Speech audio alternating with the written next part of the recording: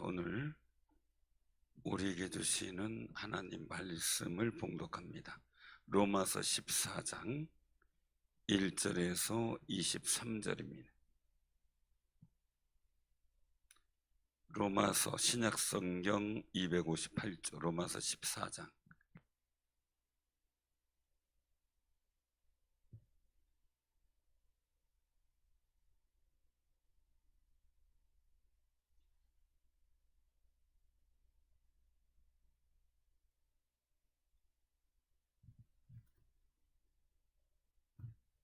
교독합니다. 로마서 14장 1절에서 마지막 절. 믿음이 연약한 자를 너희가 받되 그의 의견을 비판하지 말라. 어떤 사람은 모든 것을 먹을 만한 믿음이 있고 믿음이 연약한 자는 채소만 먹느니라. 먹는 자는 먹지 않는 자를 없이 여기지 말고 먹지 않는 자는 먹는 자를 비판하지 말라. 이는 하나님이 그를 받으셨습니다. 남의 하인을 비방하는 너는 누구냐? 그가 서 있는 것이나 넘어지는 것이 자기 주인에게 있음에 그가 세움을 받으리니 이는 그를 세우는 권능이 주께 있음이라. 어떤 사람은 이 날을 저 날보다 낮게 여기고 어떤 사람은 모든 날을 같게 여기나니 각각 자기 마음으로 확정할지니라. 나를 중히 여기는 자도 주를 위하여 중히 여기고 먹는 자도 주를 위하여 먹으니 이는 하나님께 감사함이요 먹지 않는 자도 주를 위하여 먹지 아니하며 하나님께 감사하느니라. 우리 중에 누구든지 자기를 위하여 사는 자가 없고 자기를 위하여 죽는 자도 없도다. 우리가 살아도 주를 위하여 살고 죽어도 주를 위하여 죽나니 그러므로 사나 죽으나 우리가 주의 것이로다. 이를 위하여 그리스도께서 죽었다가 다시 살아나셨으니 곧 죽은 자와 산 자의 주가 되려 하심이라. 내가 어찌하여 내 형제를 비판하느냐? 어찌하여 내 형제를 업신여기느냐? 우리가 다 하나님의 심판대 앞에 서리라. 기록되었으되 주께서 이르시되 내가 살았노니 모든 무릎이 내게 꿇을 것이요 모든 혀가 하나님께 자백하리라 하였느니라. 이러므로 우리 각 사람이 자기 일을 하나님께 직고하리라. 그런즉 우리가 다시는 서로 비판하지 말고 도리어 부딪힐 것이나 거칠 것을 형제 앞에 두지 아니하도록 주의하라. 내가 주 예수 안에서 알고 확신하노니 무엇이든지 스스로 속된 것이 없으되 다만 속되게 여기는 그 사람에게 속되니라. 만일 음식으로 말미암아 내 형제가 근심하게 되면 이는 내가 사랑으로 행하지 아니함이라. 그리스도께서 대신하여 죽으신 형제를 내 음식으로 망하게 하지 말라.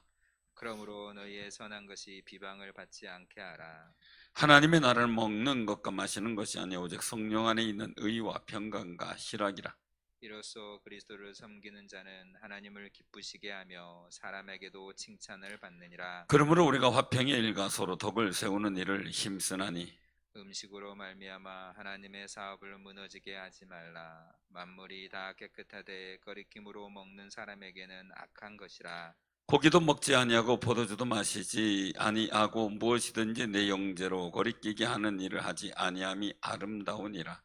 내게 있는 믿음을 하나님 앞에 스스로 가지고 있으라. 자기가 옳다 하는 바로 자기를 정죄하지 아니하는 자는 복이 있도다. 다 같이 합니다. 의심하고 먹는 자는 정죄되었나니 이는 믿음을 따라하지 아니하였기 때문이라.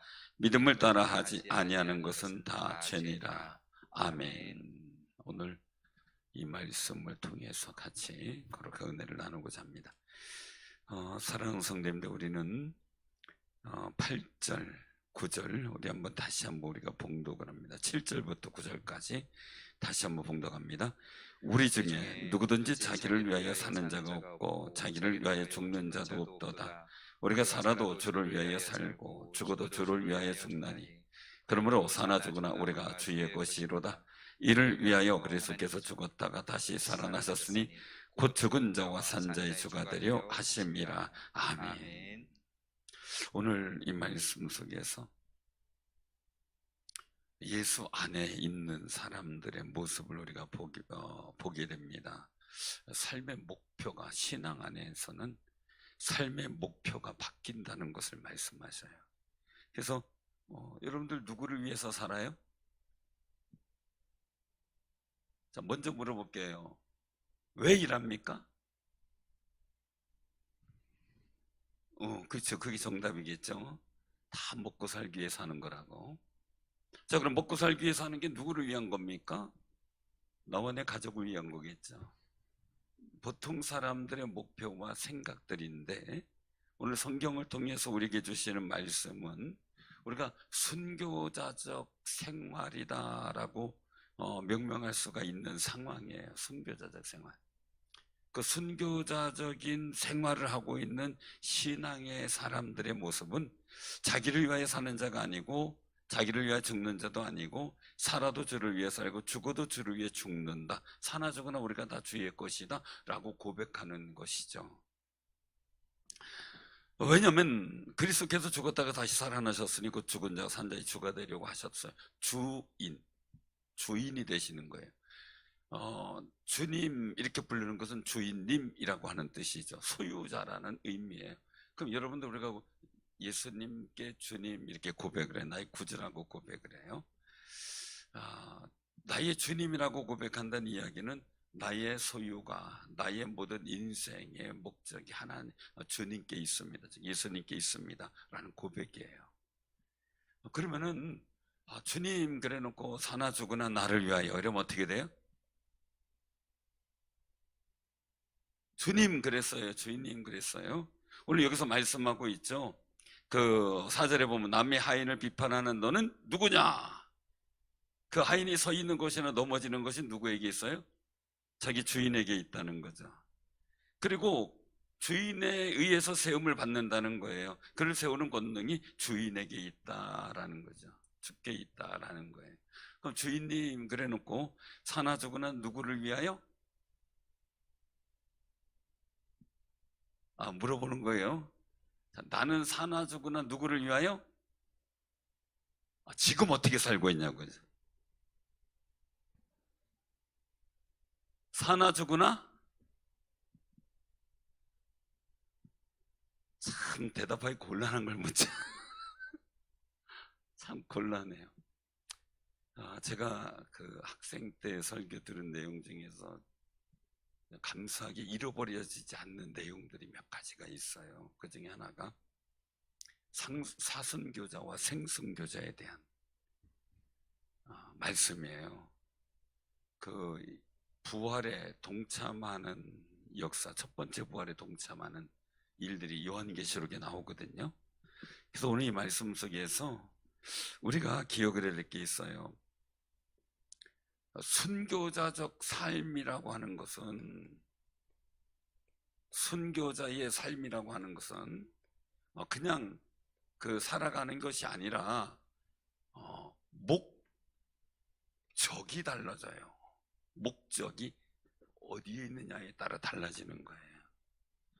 그래서 오늘 본 말씀 속에서 우리가 살아도 주를 위해 살고 죽어도 주를 위해 죽나니 우리가 사나 죽으나 다 주의 것이로다 라고 고백하는 게 순교자적 삶인데, 여기서 사순교자는 그 삶을 살다가 순교를 당했든 아니면 생명이 다 돼서 부름받았든 이미 죽은 분을 가지고 사순교자다라고 얘기해요. 그럼 생순교자, 살아있으면서 그런 신앙을 갖고 살아가는 사람을 가지고 생순교자다 이렇게 얘기를 해요. 그 주의 이름을 부르다가 순교당한 분들이나 그런 믿음을 갖고 살아가는 분들이 첫 번째 부활에 참여하게 된다는 거죠. 이른바 흔히 얘기를 하는 휴거를 이야기하는 거예요. 휴거를. 우리 꼭 기억하시 기 바랍니다. 그러니까 우리가 살아가는 목적이요, 신앙생활은 내가 나를 위해서 사느냐 주를 위해서 사느냐. 보통의 사람은 자기를 위해서 살아요. 이타적인 사람의 가족 사랑의 사람은 가족을 위해서 살아요. 조금 더 이타적인 삶을 살아가면 이웃을 위해서 헌신하는 사람도 있죠. 애국자는 뭐예요? 국가를 위해서 헌신하는 거죠. 국민을 위해서 헌신하고. 우리가 흔히 얘기를 하는 의인이다라는 칭호를 붙는 사람은 뭐예요? 나도 내가 모르는 사람인데 열차에 뛰어들어 그 사람 살려주다가, 아니면 물에 빠진 사람 살려주다가 내가 해를 입은 사람을 가지고 우리는 의사자, 의인 이렇게 얘기를 하잖아요. 이타적인 사람이에요. 자, 그런데 중요한 것은요, 우리가 나를 위해서 사는데 보통 가족을 위해서 살고 옆에 사람 다른 사람 위해서 형제를 위해 살아가는 거 굉장히 중요한 거, 보편적인 성품을 가진 사람이죠.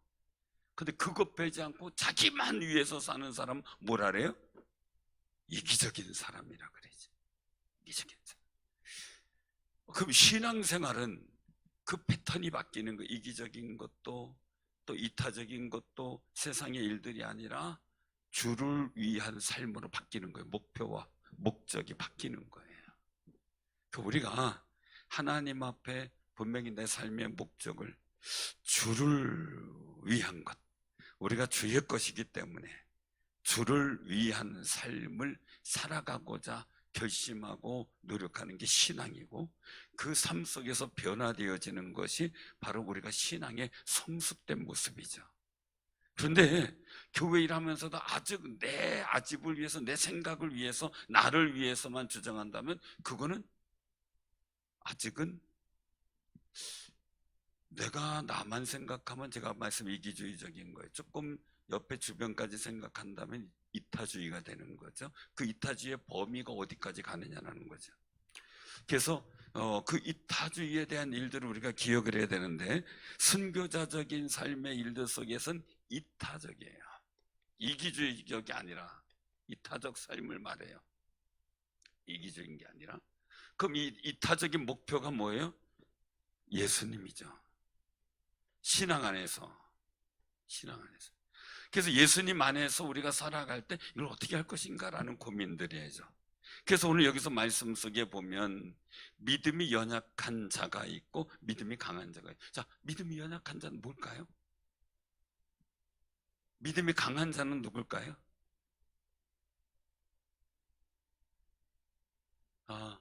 저쪽 그 부안에 있는 동기 목사님이 모임에서 같이 얘기를 하면서 이제 수련하면서 얘기를 하는데 그 얘기를 하더라고요. 아주 설교를 은혜롭게 잘 예배를 드리고 잘 마쳤대요. 너무 기분이 하나님 앞에 감사하고 이래가지고 이제 거기에 옆에 식당이 이제 교회 식당이 있어서 교회 식당에 식사로 이제 가려고 목사님이 가고 교인들 앉아가지고 식사를 하는데, 작은 시골 교회. 근데 막 거기서 권사님 한 분이 막 침을 튀기면서 목사님 말씀에 은혜 받았다고 막 그러더래요. 너무 감사하다고. 그 목사님 가슴이 어때요 그럼? 시원할까요? 근데 우리 교인들 좀 그랬으면 좋겠어요. 아마 속으로만 얘기하지 말고, 집에 가서 얘기하지 말고. 그래가지고 막 좋다고 막 그러셔가지고 그뭇해가지고 지나가다가 살짝 멈춰서 듣고 있었대요. 어떤 말씀에 은혜 받았는가. 그랬더니 가만히 얘기해 보니까 TV에 난 장아무개 목사 얘기를 하더래요. 목사님 속이 엄청 상했겠죠, 그죠? 기대가 큰 만큼 속이 상한 거예요.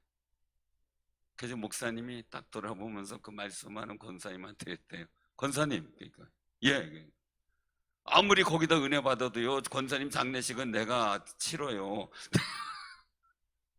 권사님 장례식은 내가 집내해야 돼요. 그 한마디를 했대요. 그러니까 죄송해요. 그러고 이제 말았다는데, 우리가요, 여러 가지 상황 속에서 믿음이라는 것이 뭘까라는 거예요. 믿음이라는 것이 뭘까? 여러분, 자녀들이 믿음이 있어요, 없어요? 어린 아이들이 믿음이 있어요, 없어요? 1살 전에 아이들이 믿음이 있어요, 없어요?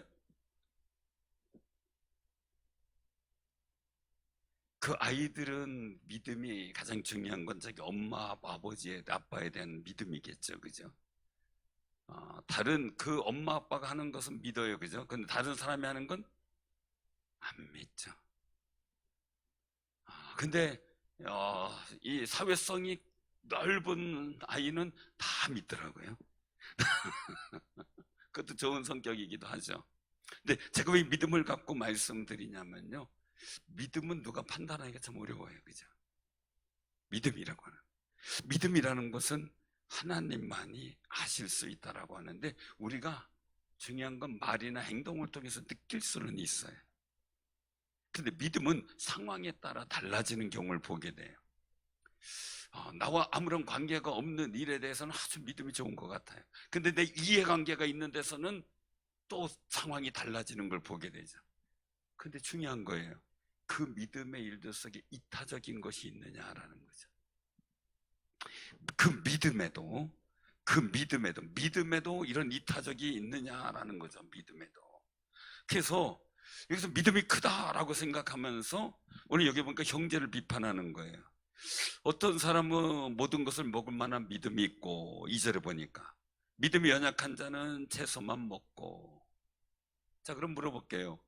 다니엘은 포로 잡혀갔을 때 어떤 그 귀족이기 때문에 어떤 교육의 자리에서 그가 먹었던 게 뭐였어요? 채소죠. 자, 그러면 다니엘이 믿음이 작은 건가요? 그 당시에 다니엘의 믿음은 뭐예요? 왕이 주는 음식 속에서 거기에 간 육류나 이런 일들은 우상에게 제전을 벌였던 그런 재물이 오는 경우가 다반사거든요. 거의 다거든요. 그러니까 다니엘의 믿음은 뭐예요? 자기는 그런 우상의 재물에 더럽히지 않겠다라고 생각을 하고 채소만 먹게 된 거죠. 그게 그의 믿음이죠. 그럼 옆에 사람들은 뭐라 그러겠어요? 왜 고기를 안 먹냐라고 얘기를 하겠죠. 그 관리자도 그런 얘기를 하겠죠. 중요한 것은 그렇게 어떤 목표가 있어서 먹는 사람이 있는 거예요. 이 당시에 로마 시대, 고린도 시대에, 고린도 지역 같은 경우 로마 시대의 많은 어떤 지역들의 일들을 보게 되면은 그 우상의 제전이 굉장히 많아요. 우상의 제전이, 우상의 신전이 심지어 황제 숭배 신전도 있어요. 그래서 어느 황제를 섬기는 신전까지 만들어 놓고 그랬는데 아주 신전들이 즐비해요. 왜요? 신이 많으니까요. 다신론적이니까요. 여러분들은 제우스니 뭐니 해가지고 신 이름들이 엄청 많잖아요. 그런 데서 짐승의 제물을 드렸던 사람들의 그 제물이 우상의 제전에서 드려지고 어떻게 돼요? 제사장이나 이런 거기에 섬기는 사람들에게 나눠지게 될 경우 그것을 다 먹지 못하고 시중에 팔리겠죠. 시중에 나오겠죠. 그러니까 그런 일들 속에서 나타나는 거예요. 우리나라도 옛날에는 많이 그랬어요. 요즘에는 그런 거 신경 많이 안 써요. 왜? 특별히 옛날에 무당굿하는 거 아니면 제사 음식에 관한 일들 이런 게 참 많았었죠. 근데 요즘에는 제사의 음식이나 이런 게 심각하게 그렇게 우려를 하지 않는 갈등이나 이런 것들이 많이 적어진 상황인 것도 보게 되는데, 중요한 거는 안 믿는 가정에 시집이든지 한 장가 갔든지 했는데 제사를 지내고 나서 그 음식을 먹게 된단 말이에요. 자, 그 먹지 말아야 돼요? 먹어야 돼요? 먹어야 돼요? 먹지 말아야 돼요? 먹지 말아야 돼요? 적용하면서 먹지 말아야 된다고 하늘만 쳐다보는데 자, 어떨까요? 먹어도 된다, 먹지 말아야 된다라는 일들 속에서 우리나라도 있었어요. 그런 일들이 정말 시대가 더 거슬러 올라가면 더 심했죠. 조선시대는 더 심했겠죠. 일제시대 마찬가지였겠죠. 그 상당히 심했던 유교적인 유교예요. 종교의 종교. 조상숭배 종교의 유교는 그냥 유교 전통 아니에요. 종교예요. 유교 자체가. 도교도 종교고요. 그래서 우리가 그걸 잘 생각해야 되는데, 조상숭배의 제에 올려졌던 음식을 우리가 먹는다. 생각 없이 먹을 땐 상관없어요. 근데 그것이 어떤 분에게는 나는 그런 거 먹으면 안 돼. 왜 그런 걸 먹어? 내 삶의 자리에 우상에 드려졌던 재물을 먹으면 내 영육간에 손해가 돼 하면서 안 먹는 분이 있고, 난 믿으면 상관없어. 이게 난 무슨 상관이요? 음식으로 구원받아? 나 예수 믿고 구원받지? 그리고 먹는 분이 있어요. 그런 상황들이 이 로마 시대, 고린도 지역이나 이 로마 시대 계속 다반사로 있었던 상황이에요. 그러니까 어떤 이들은 거리낌 없이 먹어요. 근데 고린도 지역에는 그게 더 많아요. 그러니까 얘기를 하잖아요. 손님 대접하는데 그냥 이렇게 대접하면 대접하는 사람에서 먹어라 이거죠. 그리고 어떤 사람이 이거 우상의 제전에서 나온 저기 고기인데 이거 사왔는데 이거 교인들 안 먹는다는데 이거 먹어 대접해도 돼요? 이렇게 물을 경우는 그 사람은 어떻게 되는 거예요? 교인들은 안 먹는 걸로 알고 있는 거예요. 그러니까 그 사람을 위해서 먹지 말라는 거죠. 안 먹는 게 정당하라는 거죠. 근데 생각 없이 대접하는 사람에게는 그냥 모른 척하고 먹을 수도 있는 거죠. 그 일들 속에서 갈등이 생기는 거예요. 왜냐면 나는 믿음이 좋기 때문에 다 먹어도 상관없어. 너는 믿음이 약하니까 못 먹는 거야. 이렇게 다른 사람을 비판하게 되고 폄하하는, 믿음의 어떤 근본을 폄하하는 그 일들을 말씀하고 있는 거예요. 그 상황이 시대 상황. 그래서 상황률이라는 게 얘기가 되는 거죠. 상황에 따라 먹는다 안 먹는다 정확하게 얘기할 수 없고 상황에 따라. 예. 대접하는 사람이 교회 다니는 사람은 우상의 제전에 있는 음식 그거 안 먹는다는데 이거 어떻게 하죠? 이럴 때 그 사람을 위해서 먹지 말. 그죠? 그런 상황에 따라서 적응하는 것이 믿음의 지혜라는 거죠. 근데 중요한 거예요.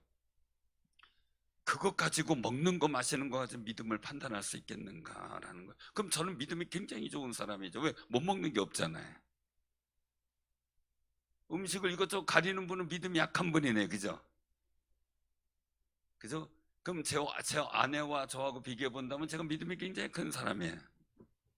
먹는 걸로만 본다면. 또 용량도 많잖아요. 그걸로도 어떻게 믿음을 판단하냐는 거죠. 그건 아니죠. 그래서 남의 하인을 비판하는 너는 누구냐 이거예요.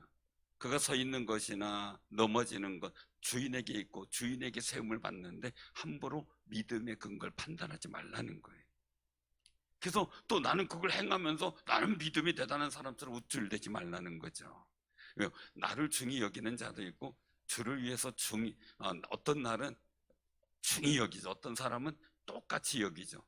우리 남자들은 거의 나를 똑같이 여기죠. 그죠? 이날이나 저날이나 똑같아요. 근데 여성분들은 중요한 날들이 꼭 있어요. 그죠? 그래서 달력마다 동그라미를 쳐놔요. 그 남편이 자꾸 그러니까 지혜로워야 돼요. 남편한테 내 생일도 기억 못한다고 투정 부리지 말아야 돼. 어느 집에 가봤더니요, 달력에다가요 빨간 색연필로 동그라미 막 그려놓고요 내 생일 이렇게 써놨더라고요. 달력 볼 때마다 기억하더라고요. 그것도 지혜. 그러니까 남편이 어떻게 해요? 기억하는 거예요. 아주 빨간 걸로도 그려놓고 거기다가 결혼기념일 항변을 하더라고. 어떤 분이 희한합니다. 왜요? 둘이 같이 결혼한 거 아닙니까? 그런데 왜 꼭 남편이 결혼기념일을 챙겨야 됩니까? 부인은 왜 안 챙깁니까? 이것도 문제가 아닙니까? 여러분들 생각 어떻습니까? 같이 챙겨야 돼요. 어떻습니까? 옛날에는 장가를 드는 거고 시집은 어떻게 해요? 시집은 가는 거예요. 집을 떠나는 거예요. 요즘에는 또 다르잖아요, 상황이. 장가를 가는 것 같은 느낌이 드는 경우가 또 상황이 있는 것 같아요. 시집을 들고. 무슨 시집도 안 드는 것 같아요. 친정에 드는 것 같아요. 뭔 말인지 모르겠어요? 결혼하는 게 시집 가는 거, 시집에 가는 게 결혼이에요. 그죠? 근데 요새 시집도 안 가잖아요. 시집 간단 말도 안 통하는 것 같아요. 가만히 보면 달라졌어요, 상황이. 사람마다 나를 기억해. 하나님은 나를 기억이죠. 매년 첫날, 매월 첫날, 매일 첫 시간, 매주 첫날. 그 날은 하나님께서 귀중히 여기는 날이죠. 그럼 우리는 주를 위해서 사는데 우리는 그럼 주님이 좋아하시고 주님이 중요시 여기는 날을 우리 소중하게 여겨야 되겠죠. 그래서 사람마다 이 날을 위해서 중요히 여기고 저 날을 중요히 여기고 사람마다 다 달라요. 어떤 사람은 똑같은 날이라고 생각할 수 있어요. 근데 중요한 건 내가 주를 위해서 사는 사람이라면 주님의 날에 포커스를 맞춰야 되는 거죠. 주님이 기뻐하시는 날에 중요성을 포커스를 맞추고 말이죠. 그래서 우리가 여기서 말씀하고 있는 거예요. 순교자적 삶을 살아가는 데서는 또 한 가지가 있어요. 그래서 아까 말씀드린 것처럼 내 자신의 믿음이 크다고 우쭐거리며 딴 사람을 낮게 보지 말라는 거예요. 그래서 여기 10절에 말씀하고 있는 거죠. 10절 같이 한번 12절까지 같이 한번 봉독합니다. 시작. 내가 어찌하여 내 형제를 비판하느냐, 어찌하여 내 형제를 없인 여기느냐. 우리가 다 하나님의 심판대 앞에 서리라. 기록되었으되 주께서 이르시되 내가 살았노니 모든 무릎이 내게 꿇을 것이요 모든 여가 하나님께 자백하리라 하였으느니라. 이러므로 우리 각 사람이 자기 일을 하나님께 직구하리라. 아멘. 스스로 고백해요. 스스로. 재미난 그냥 이야기예요. 그냥 이야기. 제가 우리 아는 이제 목사님들이 잠깐 몇 분이 모였길래 그런 얘기를 했어요. 목사님도 혹시 비자금 마련하세요? 네, 그래서 비자금 뭔지 아시죠? 비자금 마련하세요. 그랬더니 그게 무슨 말이냐고. 그래서 아니 사모님이 쓸 것도 있고 다 그러지만 목사님이 꼭 필요한데 누굴 돕든지 뭐 쓸 비자금이 비상금이 있어야 되는 거 아니냐고, 그런 거 마련하시냐고 내가 물었어요.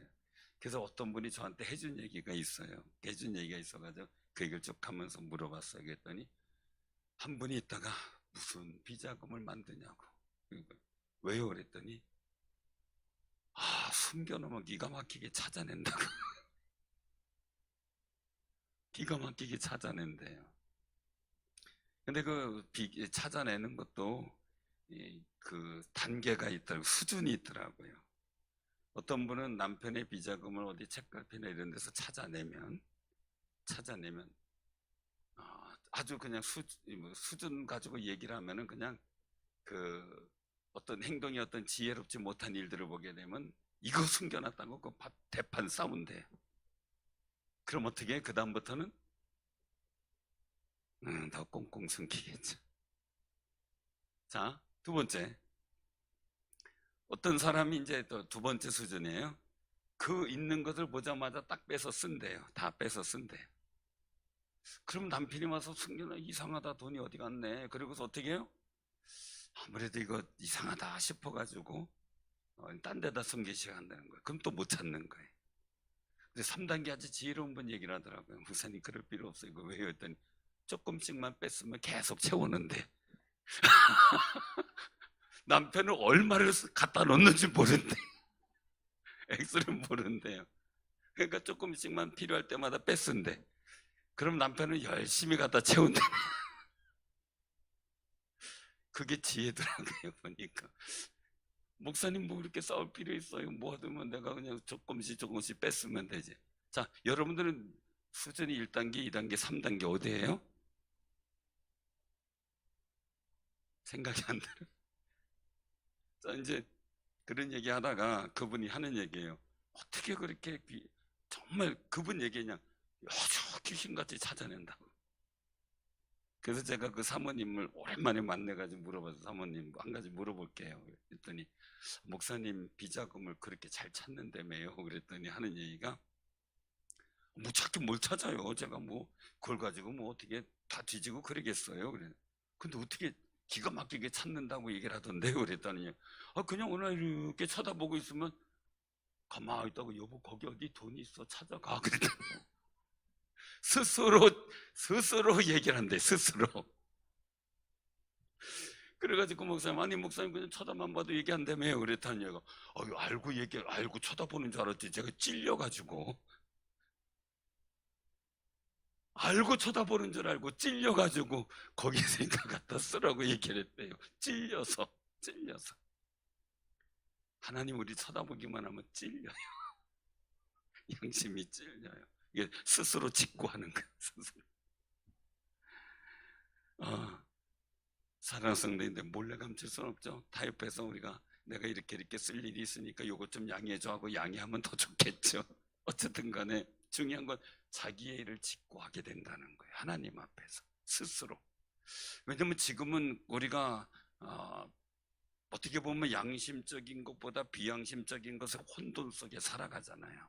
그러니까 거짓말도 할 수도 있는 거고 또 아니면은 여러 가지 핑계나 여러 가지 상황들을 만들어갈 수도 있는 게 우리 사람의 모습이잖아요. 근데 하나님 앞에서는 그럴 수가 없다는 거죠. 그럴 수가 없다는 거예요. 그러면서 말씀하고 있는 거예요. 우리가 다 하나님 앞에 심판대 앞에 있으니까 가장 중요한 건 뭐예요? 그 믿음의 이타적인 일들은 정말 우리가 주를 위해 살고 주의 것이라고 고백하는 사람이라면 다른 사람을 비판한다는 얘기는 뭐 업신여긴다는 거잖아요. 업신여기거나 무시하지 말고 다른 사람들을 존중히 여기면서 귀히 여기는, 그게 정말 이타적인 믿음의 아름다운 모습이라는 거예요. 그 믿음은 믿습니다라고 하는 게 믿음이냐라는 거예요. 믿음은 제가 늘 말씀드린 받아들이는 거라고. 하나님의 말씀을 받아들이는 거예요. 근데 세상 말을 더 많이 받아들이고 주의 말씀이 들리는데 그 말씀이 안 받아들여진다면 나는 주의 말씀에 믿음이 없는 거예요. 세상에 믿음이 더 있는 거예요.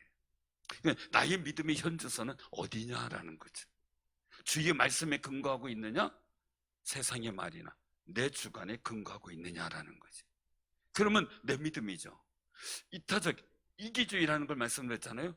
내 말만 믿고 산다면은 그건 이기주의죠. 이타가 안 되죠. 주를 위한 게 아닌 거죠. 그래서 우리가 하나님 앞에서의 믿음의 일들은요, 믿음의 일들은 단순히 그냥 받아들이는 것 가지고만 하는 게 아니라 모든 범사에 다 주의 것이라고 인정하고 믿고 살아가며 주님이 부르신 귀한 분들이라는 사실을 알고 존중해주고 저에게도 하나님께서 주시는 믿음을 주셨음을 인정하고 서로 이해하고 사랑해주는 마음, 그게 진정한 믿음의 삶 속에서 나타나는 열매가 되는 거예요. 그 열매, 사랑하는 성도들 꼭 기억하시기 바랍니다. 그래서 여기 13절 이후로 말씀하고 있죠. 서로 비판하지 말라는 거예요. 도리어 부딪힐 것이나 거칠 것을 형제 앞에 두지 말라는 거죠. 믿음은 내 주관은 이래, 나는 이날이 좋아, 나는 제사 음식 안 먹으면 안 돼, 어떤 사람 먹으면 난 먹어도 상관없어, 이렇게 얘기할 수 있죠. 근데 이것이 형제 앞에 부딪힐 것이나 거칠 것이라는 거죠. 내 주관이 아니에요. 주의 말씀의 주관이라야 되죠. 제가 분명히 말씀드려요. 제가 경험한 거예요. 제사 음식에 대해서, 우상의 제전에 대한 거.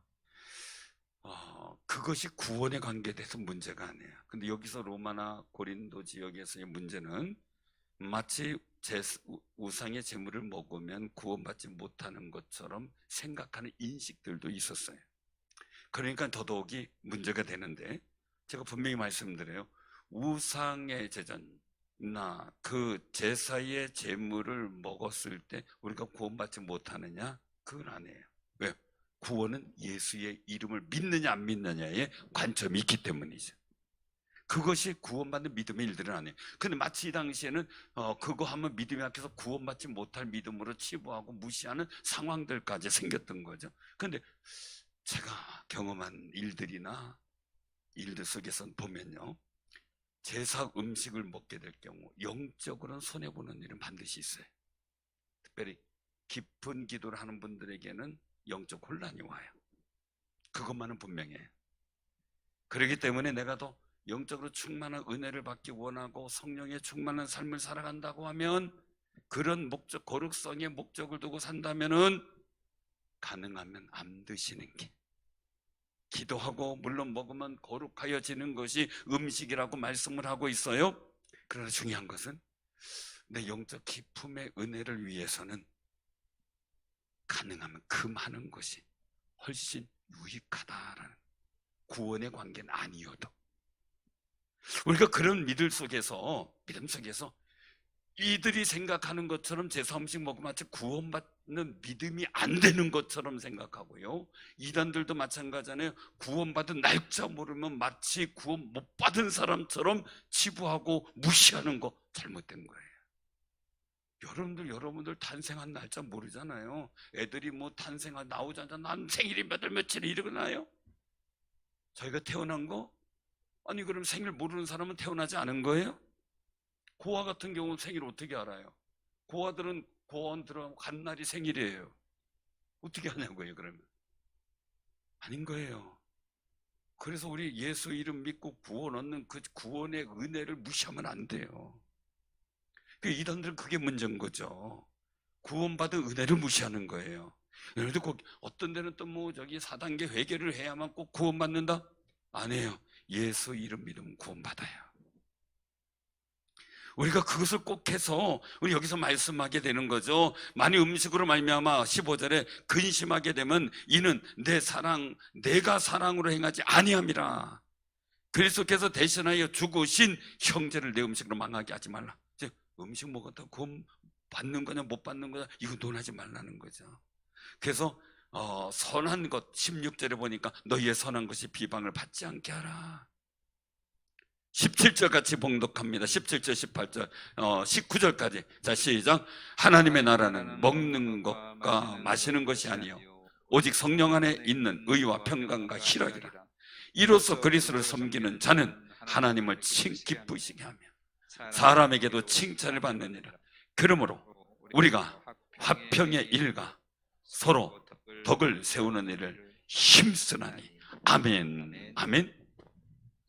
그 믿음은 제일 좋은 믿음의 열매는 뭐냐라는 거예요. 제일 좋은 믿음의 열매는 덕이에요. 덕. 이 덕이에요. 덕.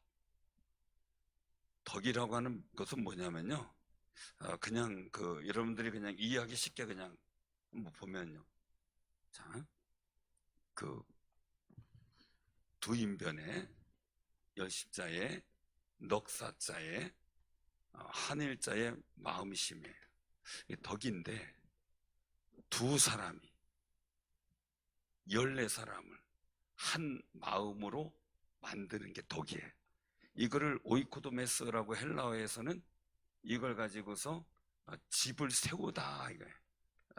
집을 세우다 이게 덕이에요. 헬라어에서의 덕의 글자의 의미는 이거예요. 우리 한문에서는 한문 그대로예요. 두 사람이 14사람을 한 마음으로 만들어가는 것. 그러니까 여기서 일들은 하나님의 나라 먹고 마시는 것 때문에 분쟁하고 너는 무시하고 이렇게 해서 갈등을 일으키는 게 아니라 오직 성령 안에 있는 의와 평강과 희락이다. 이런 마음을 갖고 덕을 세우기 위해서 하나님을 즉 그리스도를 섬기는 사람은 하나님을 기쁘시게 하고 사람에게도 칭찬을 듣는 거예요. 그래서 진정한 믿음은 덕을 세울 때 진정한 믿음으로 확인이 돼요.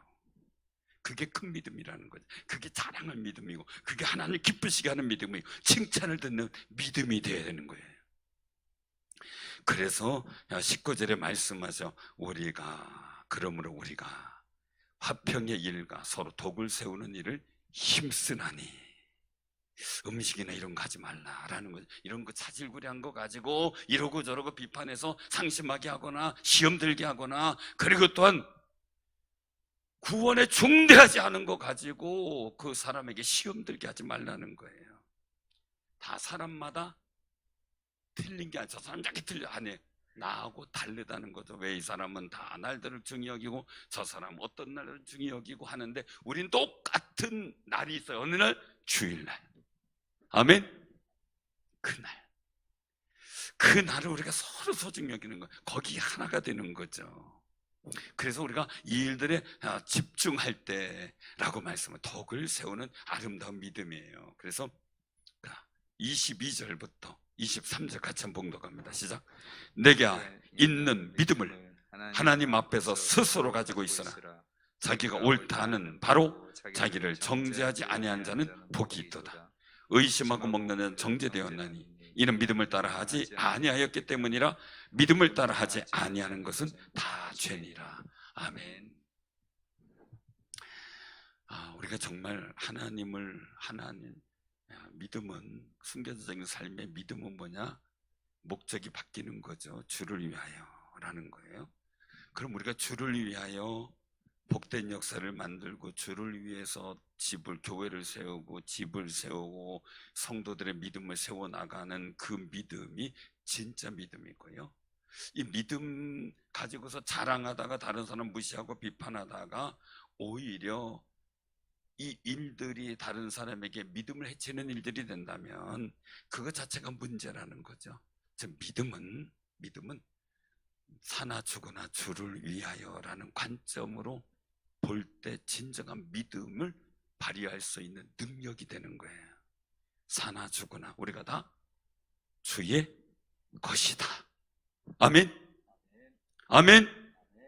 사나 죽으나 순교자적인 삶을 통해서 덕을 이루는 승리자가 되고요, 우리가 믿음을 따라 행하고 하나님의 복된 역사를 만들어가는 귀한 승리자들 다 되기를 주님의 이름으로 축원합니다.